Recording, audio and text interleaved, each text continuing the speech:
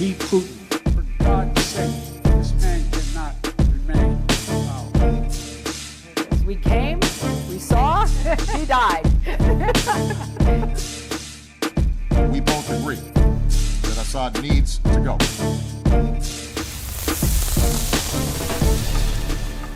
You know, fuck the EU.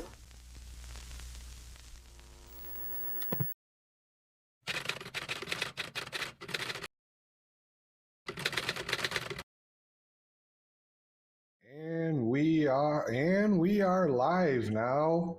So hello everybody that is watching there, and I'm bringing LarryCJohnson. Hi Larry, how are you doing?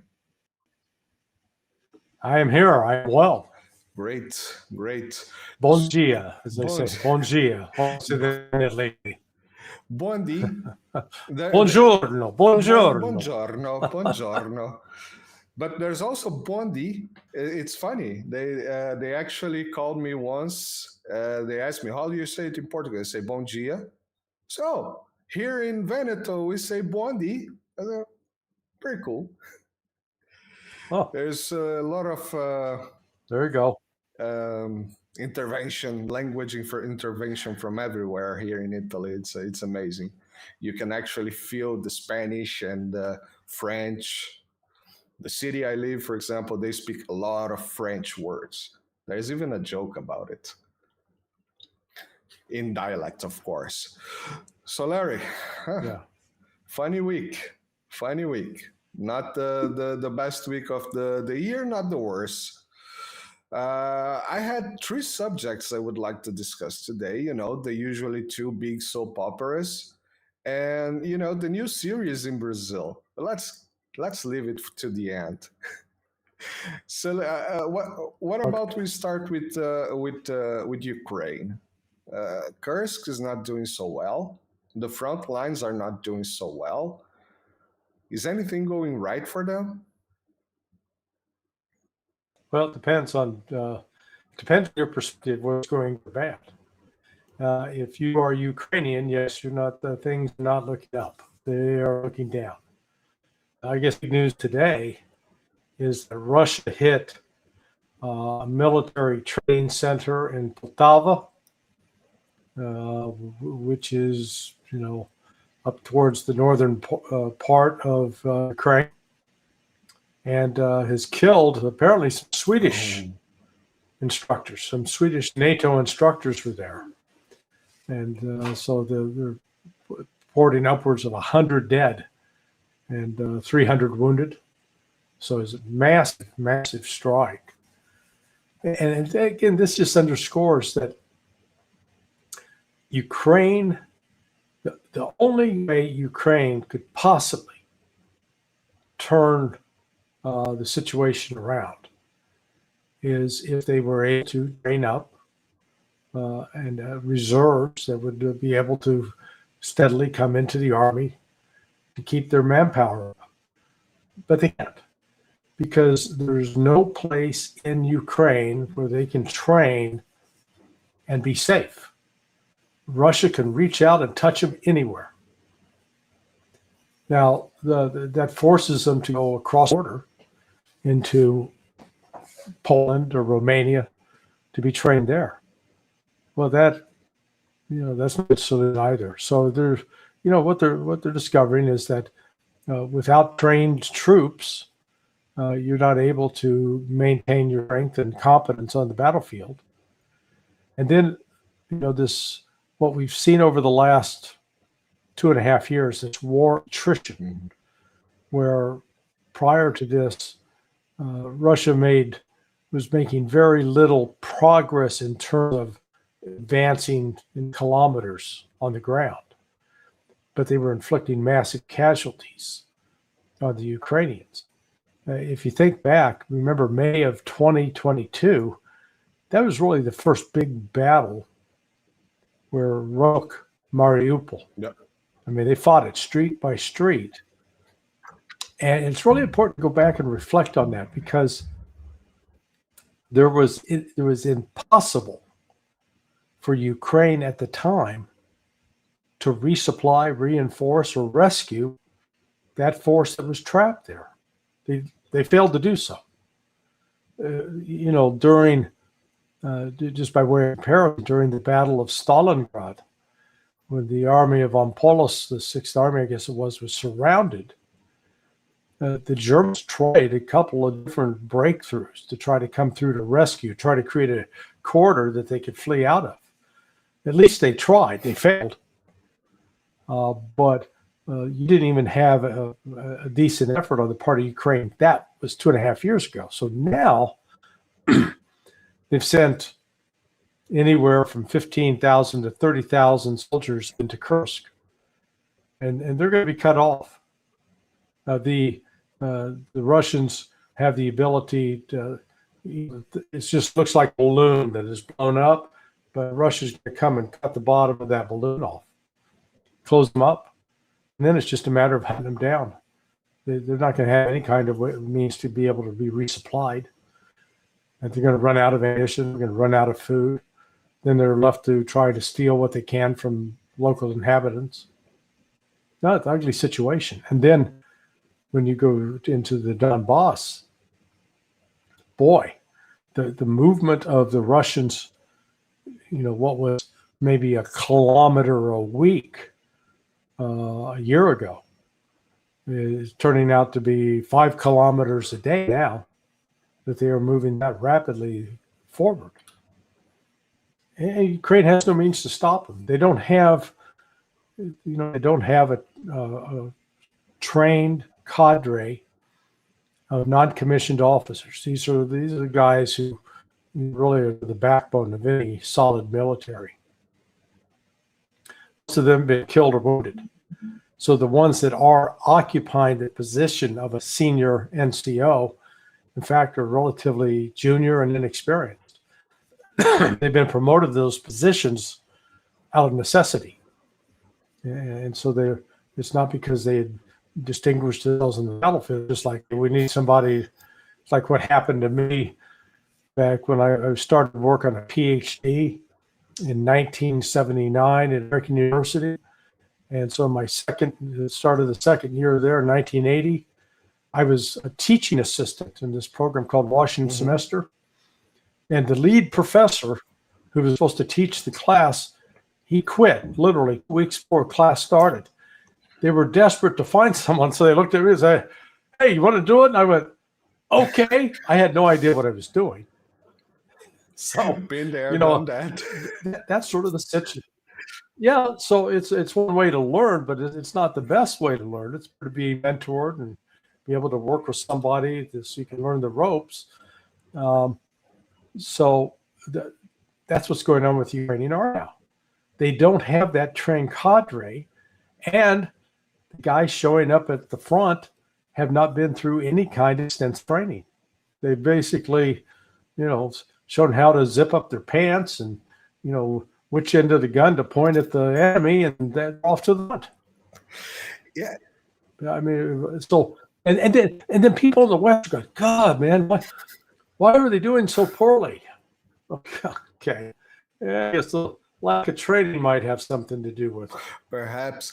That's one point that I read this week. There was actually, you posted this article, a video article on your channel, that the guys from the AFU, the Ukraine forces, just simply raised by 400% the casualties from friendly fire. No, that's yeah. That's the Institute for the Study of War. Now, understand, they're what I would call a Ukrainian propaganda outfit. They have been the ties to Victoria Nuland. It's General Jack is one of the most ardent Ukrainian cheerleaders on American television. He's the head of that place. And so for them to put this video out, it's just shocking. But it explains it, I thought, pretty well, that one of the things that you learn when you're training with firearms is what you can shoot and what you cannot shoot. And people that don't have a lot of experience handling firearms can easily shoot themselves or shoot a friend standing next to them. So to learn what they call muzzle discipline, where muzzle is where you're pointing the end of the gun. Don't point it at yourself. Don't point it at anything you're willing to kill or destroy. And then when you get into a combat action and you're with others, you're moving and shooting with 3, 4 or people, all of a sudden, that then adds to the complexity. You got to be, oh, somebody's over there. You could end up shooting shooting one of your partners without meaning to, which is what they're saying is happening. Yeah. Or you're nervous, you're afraid you're going to be attacked, and all of a sudden you see some move towards you, and you shoot at them. It turned out they were on your side trying to get back to the lines. So yeah, again, that's one of the lack of training that accounts for significant casualties on the Ukraine side. Yeah. One thing that came to my mind when I saw this was a video that I saw many months ago of, some Ukrainian guys coming back to the position, to the shelter position, and there's a couple of instructors talking in English.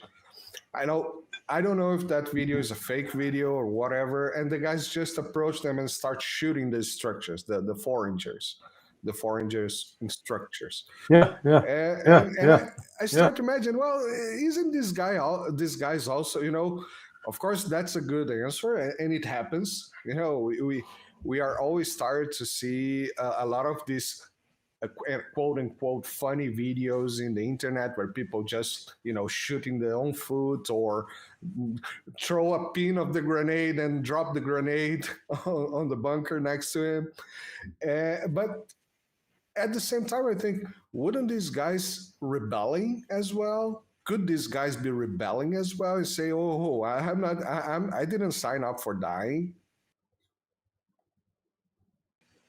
Yeah, no, you're seeing a growing number of Ukrainians are surrendering or turning themselves in.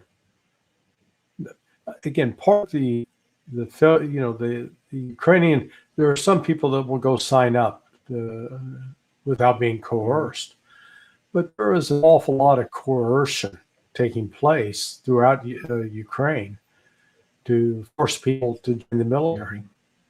And I mean, to the point they're physically grabbed and then shoved into the back of a van. Well, I can't imagine that somebody's going to be, oh boy, I'm going to be a loyal fighter here. I can't wait to go out and get on the front line and get shot at. They'll look for every chance they can to escape, to run away. Yeah. So one thing, Larry, to finish Ukraine, one thing that I saw this week as a rumor, was a scene of a big missile hitting Russia, most precisely Moscow. And I have no idea. I tried to find any reference for that. I have no idea. I couldn't find just anything. It showed up and then it magically disappeared from the screen. So that kind of sounds to me a lot like gossip. But at the same time, I would like to... A video game. It's a video game. Really? Yeah. No, remember the ghost. Remember in 2020, Ghost Kiev. Yeah. The incredible Ukrainian pilot that was shooting down Russian planes right and left. It was one of a video game. They just had another. I just got another one of someone sent me a video saying, "Good, I haven't." Just like you said, boy, I've seen this video and I haven't seen this reported anywhere else. And I looked at it closely, and you could see in the corner it was from EA such Sports. and such video game. It's in the game. It was like, yeah. So, that's the Ukrainians are really good at making propaganda. I give them that. Yeah. But they're getting their ass kicked, battle big time. Salud. I'm trying. Looked like you were gonna I was sneeze. about to, but it didn't came. So Perhaps it's going to wait for the Okay, best. salute, salute. Gracias beaucoup. Yeah. Oh, they say Gesundheit. Gesundheit. You know, the one time I was walking, I was in Germany with my wife, and we had dinner. Walking down the sidewalk, and I sneezed, and this German passing me goes Gesundheit. Oh, there you go. So, Finally, I hate when it happens. yeah. Yeah. But I thought it was funny at the moment.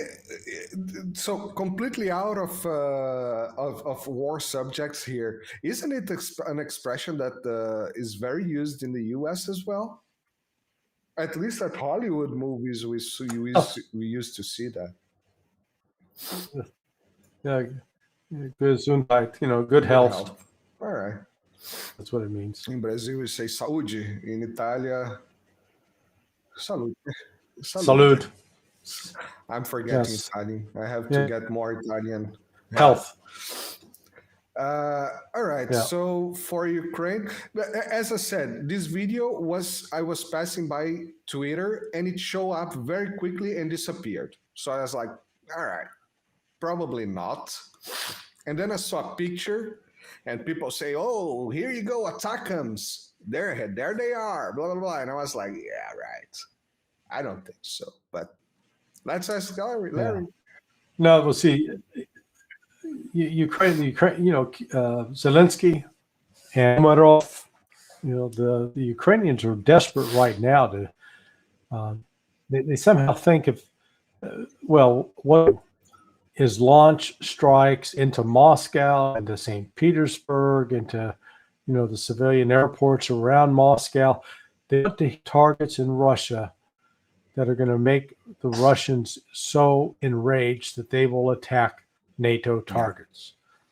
As Ukrainians, Zelensky and them feel the only way out of this is to get the United States and the rest of NATO in a war with Russia, without understanding that if it comes to that, we'll be into the realm of nuclear weapons.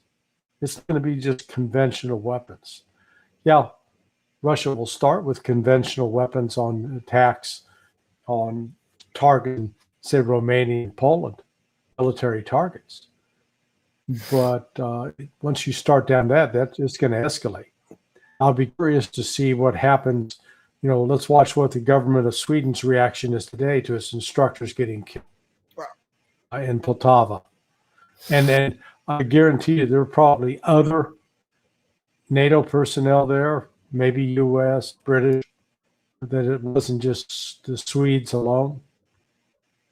And, you know, once Westerners start dying in any kind of numbers,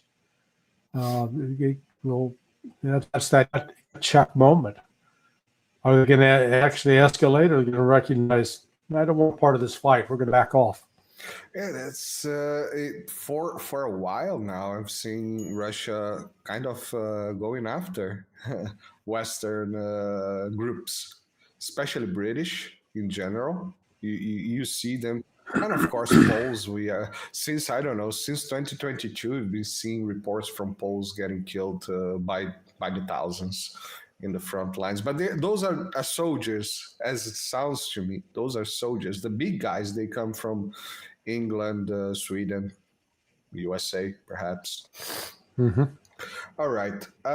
Moving away from Ukraine, but just making a quick stop in Germany. I saw today reports of a fire in what seems to be an industry of military. I forgot the name of the German company that builds things, military gear. Did you see those reports? It's not the first one, actually. Yeah. Well, it was it's a factory where they build anti-tank guided missiles, and let's see what else. I've got the name of the company here. I saw it. Actually, let me see if I can pull it up. Yeah, maybe it was an accident, an internal accident, improper handling of equipment, or maybe there was a Russian special operations unit went in and blew it up. A lot of accidents I think going that's I think that's just as likely. So if that's what's happening, then you've got a real situation of Germany not being able to manufacture and replace what it's been losing. Yep. All right. This was just a quick stop, and later on we're going to talk about another quick stop. But now I would like to go to the Middle East, or West Asia, Israel, most precisely. We had these days the reports of 6 hostages that were killed. I saw a lot of news, not news, just gossip going on Twitter that, oh yeah, Hamas claimed they killed them, and you can see this video where they say that they're going to change their approach. And I'm not here to judge here or there, right? But you know the story of the boy that cries wolf. At some point, you just don't believe it anymore. Yeah. No, I agree. I think it's highly likely that they were killed by an Israeli bomb or missile, and they were just happened to be in the wrong place at the wrong time. Hamas has no interest, despite the Western propaganda, has no interest in killing and executing these people and torturing them. They have, I could make the case they'd have ample reason to want to do that in light of what the Israelis have done in killing their women and children by the thousands. But Hamas hasn't done that. Now, you can say, well, Hamas is ultimately at fault because they took these people hostage. Yeah, they did. And I'm not advocating that or excusing that, but I know why they did it.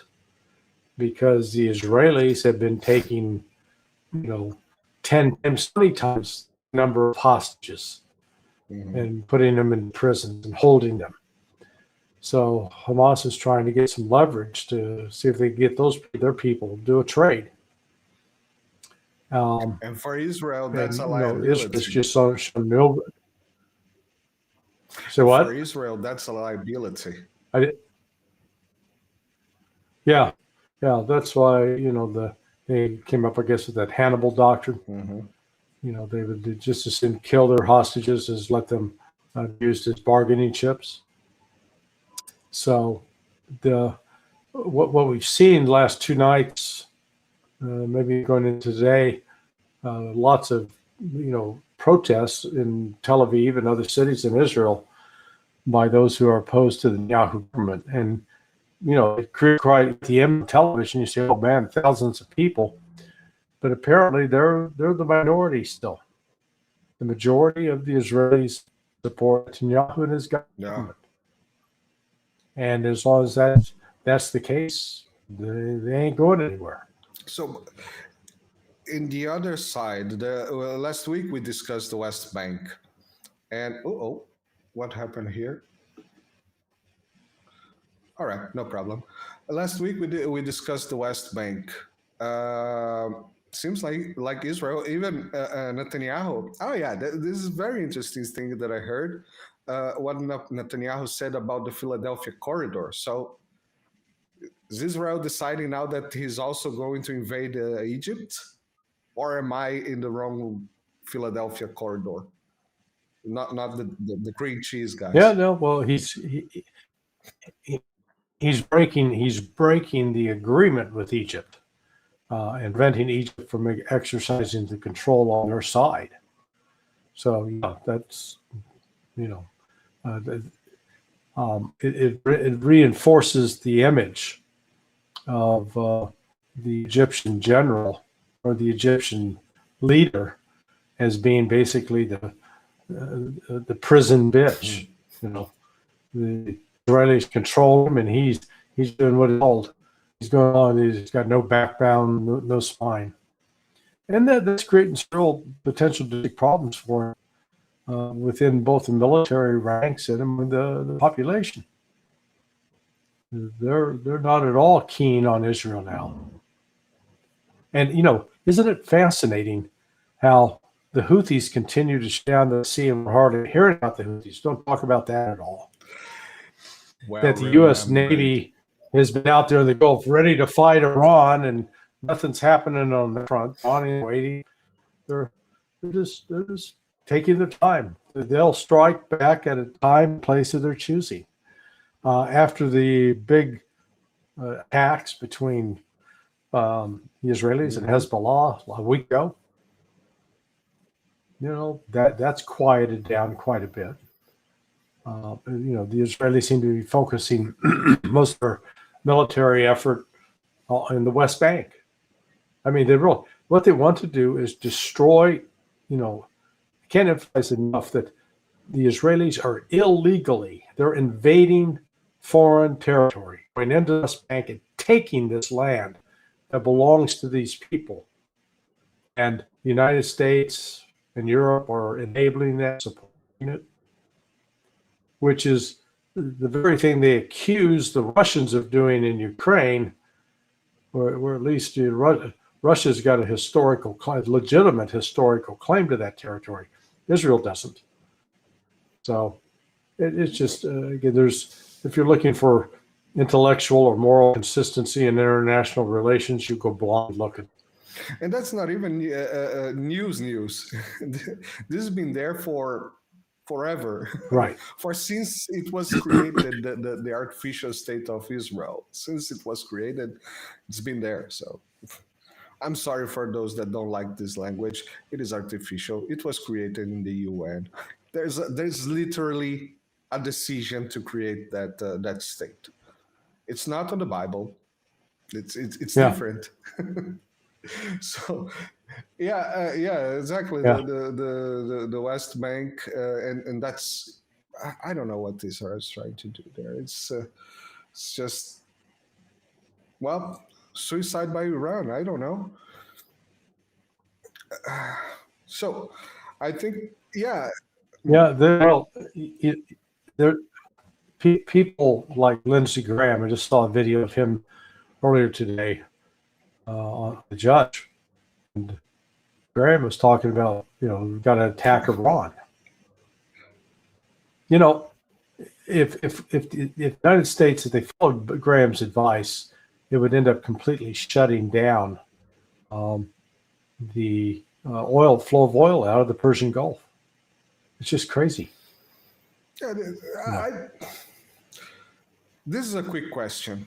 Please enlighten me. What does these guys do? Does that mean I have a cancer? Yeah. As you wish. Just enlighten me. What is that guy still doing there?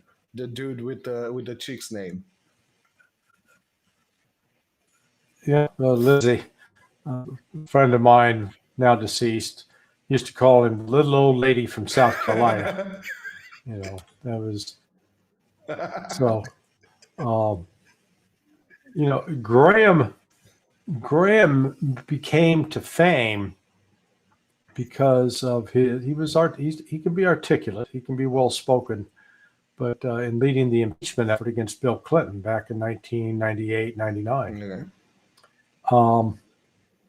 And what we've learned since, you know, Lindsey is just a gas bag. You know, he's rumored to be a closeted homosexual. I mean, that's one of those, let's call it the open secrets that everybody talks and assumes. You know, it makes no difference to me, but it's one of those things that he's been masquerading sometimes as this ardent conservative supporting family values, you know, pays good lip service, doesn't actually deliver. So but you know, he and John McCain were seen as like John McCain's mini me, you know. Yeah. So Oh. Okay. Do you still hear me? Because it kind of froze for a second. Okay, perfect. Yeah. Yeah. yeah, I hear you fine. The main topic of today, the one that I wanted to discuss so much. Let's go to X-itter, but just a little bit of introduction for that. So everybody, you guys know that free speech isn't free. And today you express a lot of that in The Judge. I was watching the show before we joined here. And so just for pointing out, Larry has built you said that in your last video that you recorded. Larry has built a good channel. He has 10,000 subscribers. He has the hours, because for those that don't know, you need to have 1,000 subscribers and 1,500 hours of watched videos. So, you basically do that in a day once you have 1,500 subscribers, and it's done. And YouTube simply does not allow him to monetize. Our channel, my channel here, is monetized for now. Well, my channel there, you guys that are watching on Larry, mine is the other one, is monetized for now, but I'm already doing my things to do not need any kind of support from YouTube. So today I created the QR code that you can go buy Larry a coffee, and come on, by the end of the day, we're going to have at least 1,000 views of this video on Larry's channel, I'm sure. Yeah. Guys, 50 cents from each one of you, it's $500. Come on, do the math. It's not so much. Buy him a coffee. Starbucks one, please. Larry. So let's go to X-itter and Brazil. We have this big war going on there between Alexandre de Moraes, who is the president of the head of the Supreme Court. I don't know what's the name in English for, the guy that is presiding the Supreme Court of Brazil. Chief Court, the Chief Justice. Chief Justice of the Supreme Court of Brazil. He unilaterally, but of course with all the support of the Supreme Court, because he cannot do anything unilaterally. That's not how it works. Although people want to push that, but it's not how it works. He blocked X-itter in Brazil. It's with an X right now. He blocks X-itter in Brazil. Exactly. And the wannabe Tony Stark boy, it's freaking out again. So one thing, of course, perhaps you're not fully aware of everything in Brazil. I was just telling you a little bit of history of how did we get from where we were to where we are in Brazil before we started the video. But the wannabe Tony Stark, what's his game? Because he doesn't want to be invisible like, Bezos or some other smart billionaires. He's just steering trouble everywhere. He's steering trouble in Brittany with the Keir Starmer. He's steering trouble in Paris. He's steering trouble in the US, but okay, he's a US citizen, who cares? But he's steering trouble in Brazil and everywhere. And Maduro in Venezuela. What's the deal with the guy? Well, you mean with Elon Musk? Yeah.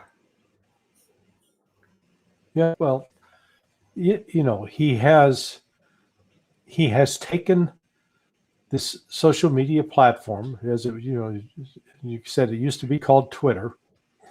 He takes it over, puts the letter X on. You and I talked about this before. When you see the X on any, is pronounced like with President Xi of China. Mm-hmm. And then in Spanish too, the X ends up having sort of a sh sound. In Portuguese as well. At least we can call it X-itter or X-itter. X-itter. but so that he takes that on, and he's basically taking it away from the ability of governments to control its content. Now that's a threat. because that means if they can't control it, they can't direct all the propaganda. It is, we've lived the model in the United States of the free press. And it was actually, if you go back 40 years ago, you can make a good case that there was quite a bit of freedom because there were a variety of radio stations. No one person controlled the radio stations. The same for the newspapers. The same for TV stations. There were competitors. And so within that realm of competition, there's ability to get out different points of view. I started doing TV talking head gigs in 1994. First one was with respect to the capture of Carlos the Jackal in Sudan. And Bruce back Willis, then, nice movie. yeah. This is different Carlos. This Carlos was not quite as debonair as Bruce Willis. But back then, I used to go on Crossfire, the old show. Back when even Tucker Carlson would host it with Bill Press or Geraldine Ferrara, and there would be, right and left, Democrat, Republican, there would at least be 2 points of view. Now, I was fortunate that when I did it, it was usually on some terrorist incident, so it was not considered a partisan issue. You could actually have just a real discussion about what was going on and the motives. Boy, as we got into the 2000s, we've seen just a dramatic shift and change in the media. And it's owned by fewer and fewer people. And so as it comes under tighter corporate control, then the ability for it to be turned into a strict propaganda outlet source. So that's what, we've seen over the last 10 years is a real ability in the West, despite its pretense of free press, to become as oppressive as anything I remembered of the Soviet Union during the bad old days of the Soviet regime. So that's where, here comes Elon, and he's going to preserve as much of an open platform as possible. He's not the only one. There's a Jeffrey Warnick who owns BitChute. BitChute has got a no censorship policy. So I try to post there as frequently as possible. It's just, or some, when you try to post into some application, software application logs, it doesn't automatically generate the video. So I can embed a YouTube video a lot easier than I can a BitChute video in a stack. And it's just, again, it's how the software is designed. But, within this, here's Elon Musk standing up. And you're correct to note, this isn't just about Elon. We look at Macron there, Pavel Durov, the founder of Telegram, on charges that look like they came straight out of the United States, because Pavel allegedly, or his company, wouldn't agree to allow the United States to place a wall gap. They was in him for 48 hours. I guess he's out on bail now. Yep. If I was him, I'd be getting the hell out of France, even though they're saying he can't leave. Just you got to pay someone and get the hell out. Yeah. And then over in Britain, you've had the journalist Richard. Yeah, in Britain you had the Richard Hurst, who was he was arrested, flying back into the UK, and arrested on terrorism charges for what he's writing about the Israeli genocide of the Palestinians. It'd be one thing if he was, making shit up, but he wasn't. That's what they do over at, Wall Street Journal and Washington Post and the New York Times, where They just make shit up and put it out as truth. And he's facing terrorist charges. And then another woman, Porter, I think it was Sarah Wilkinson is her name, maybe. I don't have her name exact. I've got to commit it to memory. But she too had her hated. And again, over the lack of freedom of speech. So what we're watching in the West, it's not just Lula. It's in Great France that countries can choose. In the past, the West always held itself to be morally superior to Russia and China, accusing them of quelling free speech, clamping down on opponents. Well, look in the mirror, guys. Look in the mirror. The West is as bad, if not worse. Stick the fork on it. Yeah, and you even forgot to mention Scott. And I saw a very interesting, actually, she herself, a journalist called Yara Morelli, an Argentinian journalist, kind of specialized in Middle East. She sent me an article from Haaretz on the 21st of August, which was kind of 2 days before, 2 or 3 days before Pavel got arrested. And this article is quite interesting. It claims that Iran had a major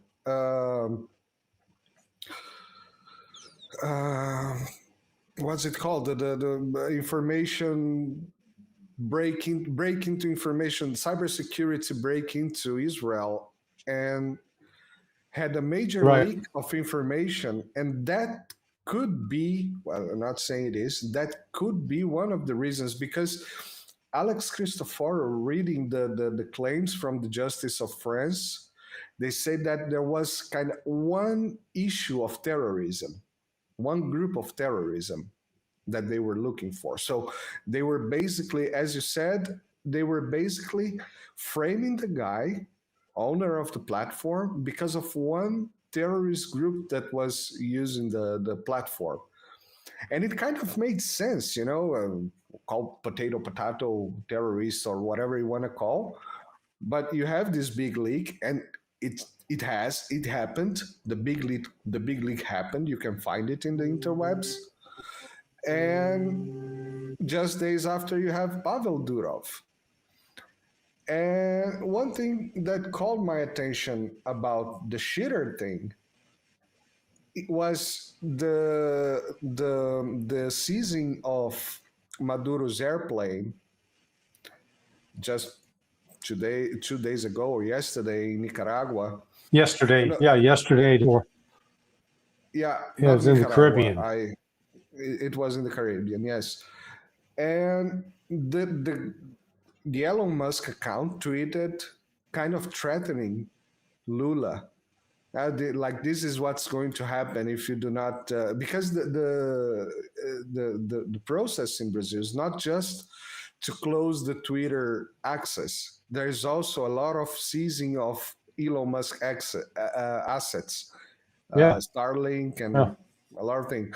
And he was kind of threatening Lula of seasoning things like, good luck going commercial flights and stuff like that. It was kind of funny, because if we think for a second, the Petrobras scandal that happened, long time ago, kind of started because Petrobras was participating in the New York, what's it called, the exchange. With the New York Stock Exchange? Stock Exchange market. Yeah, the New York Stock Exchange. Yeah. I find that interesting. We have to keep our eyes on the wannabe Tony Stark boy. He's gonna make. But what I find most interestingly is that he's not invisible. What he's trying to do, being so visible, is it some kind of I don't know, thinking that he can do everything because he owns Twitter and he has a lot of $1 billion? Well, he's, his business acumen with the development of Tesla, with the development of Starlink, with the development of the rocket system, he's able to take off, get into space, and then come back and land those rockets and reuse them. Something that NATO never even accomplished. So, to have accomplished that in the private sector is really, really remarkable. But he'll learn. He is not all powerful, and once this battle with Lula is going to be interesting. It is. I think Brazil's a disgrace to behave in this way. And I know that I've had some Brazilians get mad at me for saying that. Please, the same thing applies in the United States. I even freedom of expression. No, you're right. That's simple. By bringing this point is very important, so people to understand that I am not in favor of what's happening. For one big reason, it's not happening to Meta as well. And it should, more than with Twitter. The small amount of voice power that we have, it's dragging smaller and smaller and smaller. And that's not good for us, for the ones that are trying to do something different. Well, look, we've got to recognize that as long as there are intelligence organizations, they are going to act to try to shape public narratives. That's one of the things they do. And I accept that. I know that the United States is engaged with covert actions that were directed at information operations, propaganda. But the Russians did it. The Soviets did it. The Russians are doing it. The Chinese are doing it. Israelis are doing it. Brits, okay. So anybody that's got a half decent intelligence organization, they're trying to, shape messages and use information operations to try to draw events. Mm-hmm. Great. Learn from it and do yourself as well. Yeah, they always have to be always questioning and careful about what you take at face value. And it's, we live in such an interesting world right now because on the one hand, yes, these social media companies can be very powerful in shaping public opinion around the world. But the power of the internet, just like you and I talking now, you're sitting in Italy. So you're out of Brazil, you're in Italy, I'm sitting in Florida, and we're talking live, real time. Something that, frankly, 40 years ago wasn't possible. I mean, you get on a telephone. Was not that easy. But you couldn't do yeah, it was still tough. But I was thinking back where, when I was at CIA in 1986, 87, we had what we called CIVETs, secure video teleconferencing. So it would be like, it'd be like a Zoom call list, only it was top secret. And but those again were special communication systems. Millions of my dollars point is of we can communication systems. Yeah, but now we can reach out around the world. And I know that I've been very blessed to have people that watch me, Brazil and in New Zealand and Australia and in Thailand and in Africa and in the Middle East. So it's, it's global. So it's great to be able to have sort of a global community and a global friends. You could do that 20 years ago. Exactly. So that's a nice counterbalance to this effort to control. Yeah, that's what I usually say. So social media is a technology that not all of us, and I would say probably not anyone has mastered yet.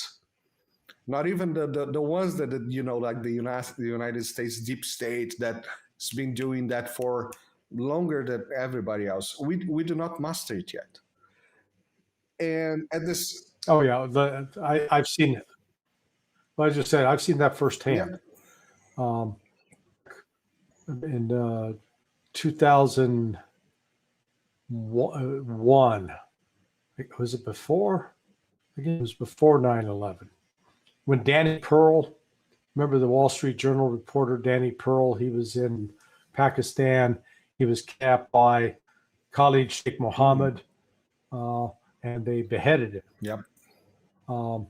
So I was in contact with him the day of or the day before he was kidnapped. Whoa. And so when I tried to turn that information over to the FBI, at the time we didn't realize he'd been beheaded and was dead. But when there was still hope that he was alive and they could find him and they did his release, I contacted the FBI and said, hey, you want my email? They sent two new agents, guys who are in their 30s, to my house in Bethesda. And, so let's see, that was, so I was almost 50. So these guys were about 20 years younger than me. And I figured, oh boy, don't know all this technical stuff. They came in and go, we just got our laptops. We don't know what we're doing. So I had to go upstairs and get on the phone literally with FBI Technical Center to figure out how to get this email properly transferred to them. So it just underscores the point that the guys you think would know didn't. No, it's you mentioned a little before 2001. I remember this video. YouTube was not even Google at the time, and it leaked to YouTube. Right. And if we get the color revolution times, the middle 2000s, early 2010s. Someone mentioned here the Arab Spring, but you have the Arab Spring, you have the Syrian, you have the Brazilian, you have all South America, you have everywhere, the Euromaidan. If you watch every documentary from this period, you're going to say, well, yeah, people gathered together because of Facebook. Yeah, right. That was, people just decided to get together instead of going for a beer or dating. They decided to burn the cities. That's the best idea to do on Facebook. Yeah. And it's, Right. and it's ongoing now in Brazil. That's what scares me. And we see the guy pushing this new color revolution thing, and we still do not master the technology of color revolutioning with social media. But yeah, Larry, we went over an hour today. I'm sorry. I got excited with the chat. That's all right. Yeah, it went quick. Didn't it? That's a good sign. We didn't bore anybody to tears. A lot of people still chat in the chat here and talking and giving some hints. So everybody, thank you. But I had to pay. Sometimes I pay attention in the chat, but with Larry here, I have to keep every drop of attention to him. And as you mentioned, this thing of going talking around the world this last weekend, I had a kind of failed, but it worked out in the end. 12-hour marathon, because it's the maximum YouTube allows you to stream, is 12 hours straight. So I have a 12-hour marathon. The idea was to go from the Far East Asia to Far West Americas. And in the end, a lot of people had trouble joining, but it was a great experience for the first time. Next time I'm going to organize better this, and well, hopefully I'll have. This would be an amazing project. Talking to people from all over the world in the same day. That would be really, really amazing. But if someone wants to check the channel. The name of the channel is in Portuguese, is ImprensaDestruiçãoEmMassa, means press of mass destruction. Everybody from the ImprensaDestruiçãoEmMassa joins Larry's channel. Guys, remember, YouTube's not allowing Larry to monetize. So I want to see, I want Larry to write me tomorrow, well, perhaps the day after tomorrow, on Telegram and say, hey, dude, you know what? I got $1,000 in my Buy Me a Coffee. Because I know there's going to be 1,000 people watching this video in the next 2-3 days.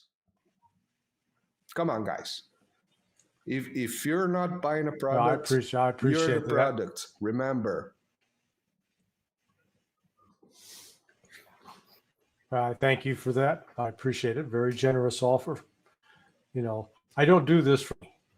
So really, I am concerned that we are living in an epoch that if people fail to speak up and speak out to try to stop the war that's staring us in the face, that it's going to lead to horrific, something far more terrible than what has already occurred. As we're talking, I'm just seeing a video that's just been posted on Telegram by the Washington Post. Wow. Where they're driving through cemetery in Kharkov, and it was taken at the end of August. It's Municipal Cemetery number 17. The amount of dead Ukrainian soldiers is staggering, just staggering. And when you look at these flags, row upon row of flags, you realize every one of those flags is attached to maybe a father and mother, children, brothers and sisters. I mean, and so the ripple effect of these loss goes throughout society and is very profound. I'm a Brazilian, as you said. Thank you, Marcel. I'm a Brazilian living in Italy, and I know 2 Ukrainians that died in the war.